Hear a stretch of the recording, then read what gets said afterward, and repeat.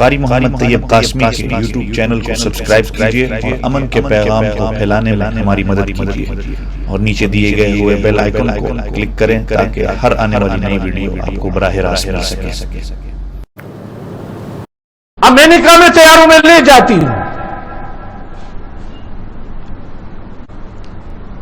تو حضرت آمنہ کی آنکھوں سے آنسو آ گئے۔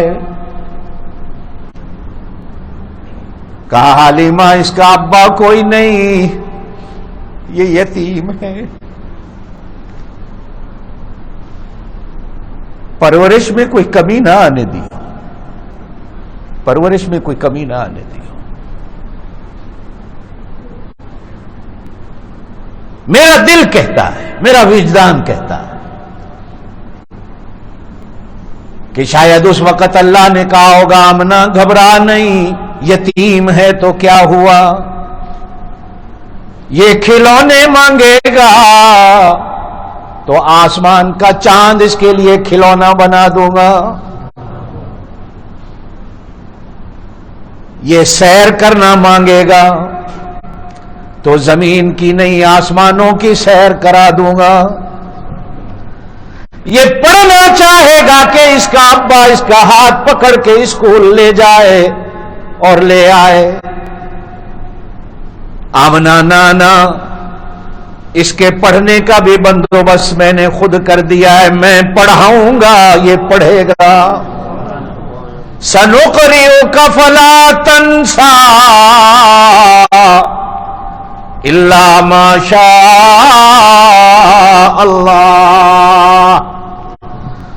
ہر طالب علم پڑھتا ہے، دعا کرتا ہے کہ اللہ میں اس سبق کو بھولوں نہیں، میں اس منزل کو بھولوں نہیں، اللہ میں کلاس میں فرسٹ آؤں، اللہ میرا نام ہو جائے، میرے ماں باپ کا نام ہو جائے۔ اللہ کہتے ہیں آمنہ گھبرا نہیں، میں پڑھاؤں گا اور ایسا پڑھاؤں گا کہ اس کو کبھی بھولنے بھی نہیں دوں گا۔ آدم کی بھول کا ذکر تو قرآن میں کروں گا، فنسی آدم، آدم سے بھول ہو گئی، لیکن یہ میرا محبوب ایسا ہوگا اس کو بھولنے بھی نہیں دوں گا، دے دے۔ حضرت حلیمہ کہتی ہے میں نے گود میں لیا، زور سے کہو سبحان اللہ، زور سے سبحان اللہ۔ وہ مشرکہ تھی ساریاں، ناپاک اور پلیت تھی ساریاں، اللہ نے گوارا ہی نہیں کیا کہ ان کی گود میں اپنے محبوب کو ڈالوں۔ حلیمہ کے دل میں اللہ نے اس وقت بھی محبت ڈالی اور بعد میں ایمان بھی ڈالا، زور سے کہو سبحان اللہ۔ کچھ وہ ہوتے ہیں جو لینا نہیں چاہتے، اللہ زور سے گود میں ڈال دیتا ہے، اور کچھ وہ ہوتے ہیں جو دروازے پہ جا کر بھی خالی لوٹا دیے جاتے ہیں، جاؤ واپس۔ کہتی ہے میں نے گود میں لیا، لینے کی دیر تھی کہ میرے سینے میں دودھ کی نہریں ابل پڑی۔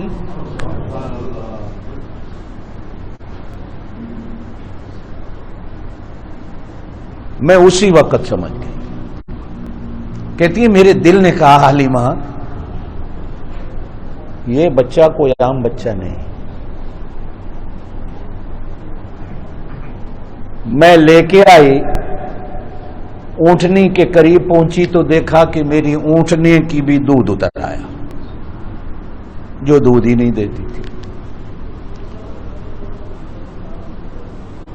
اب کہتی ہے کہ میرے خاوند نے مجھے کہا تو آگے بیٹھ، میں پیچھے بیٹھتا ہوں، تو اونٹنی کو چلا، میں اس کو گود میں لے لیتا ہوں، یا ایسا کر تو گود میں لے کے پیچھے بیٹھ، میں آگے بیٹھ کر اونٹنی کو چلاتا ہوں۔ اب حضرت حلیمہ کہتی ہیں میرا خاوند گود میں لے کے بیٹھا، میں اونٹنی کو چلاتی ہوں، اونٹنی نہیں چلتی، اٹھنے کا نام ہی نہیں لے رہے، چلنے کا نام ہی نہیں لے رہے۔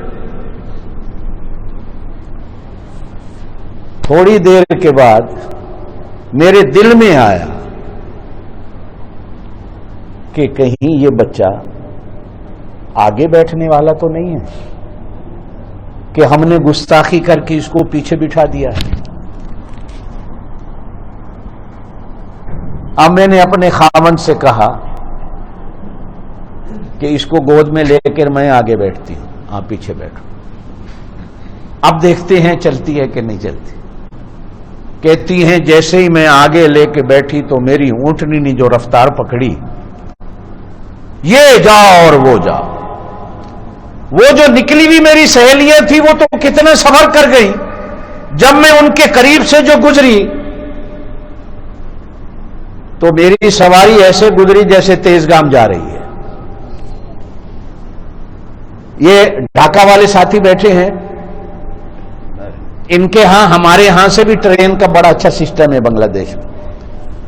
ایک ڈھاکہ سے چٹاگانگ ٹرین جاتی ہے موہانگر، پتا ہے موہانگر، میں نے اس موہانگر میں کئی دفعہ سفر کیا۔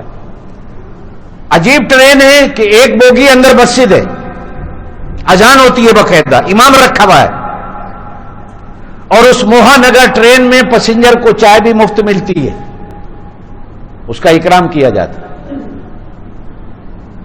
میں اکثر ڈھاکہ سے چٹاگانگ گیا تو اس موہانگر پہ گیا، بس سمجھانے کے لیے کہہ رہا ہوں، ایسے چلی سواری جیسے وہ موہانگر جاتی ہے، اور پاکستانیوں کے لیے ایسے چلی کہ جیسے تیزگام جاتی ہے۔ اب وہ سہیلیوں نے جو دیکھا انہوں نے کہا حلیمہ یہ تو بیمار لاغر کمزور چل نہیں سکتی تھی، یہ سواری بدل گئی۔ کہا سواری نہیں بدلی، سوار بدل گیا۔ زور سے کہو سبحان اللہ۔ آتے وقت میں اور میرا خاوند، اب جاتے وقت ایسا برکتوں والا بچہ لیا ہے، میرا بھی دودھ رکنے کا نام نہیں لے رہا، میری سواری کا دودھ بھی رکنے کا نام نہیں لے رہا، سوار بدلا ہے۔ ادھر سے آواز آئی حلیمہ یہ تو ساری دنیا کا امام ہے، کہو سبحان اللہ۔ یہ تو آگے کے لیے آیا ہے، پیچھے کے لیے نہیں آیا۔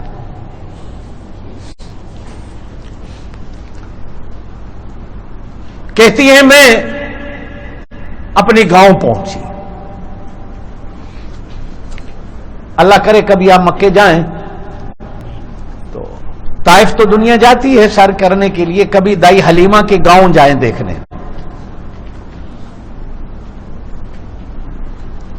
میں الحمدللہ کئی بار دائی حلیمہ کے گاؤں میں گیا ہوں۔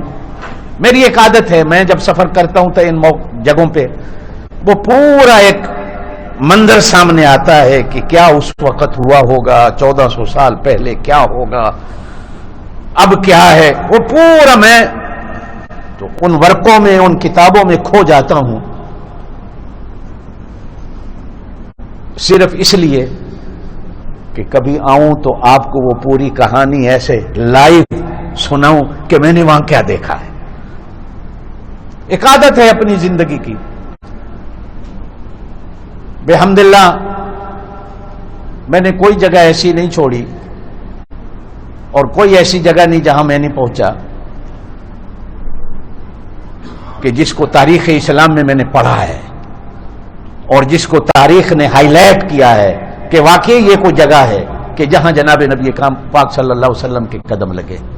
حضرت حلیمہ فرماتی ہے میں گاؤں جو پہنچی تو میں نے بکریوں کو دیکھا، دودھ آ گیا، کہو سبحان۔ ایک برتن بھرا، دوسرا بھرا، تیسرا بھرا، چوتھا بھرا، گھر کے برتن ختم ہو گئے، بکریوں کا دودھ ختم نہیں ہوا۔ میرا خاوند کہنے لگا حلیمہ بڑے مقدر اور قسمت والا کو بچہ لائی ہے، یہ تو خیر اور خیر بھلائی ہی بھلائی ہے۔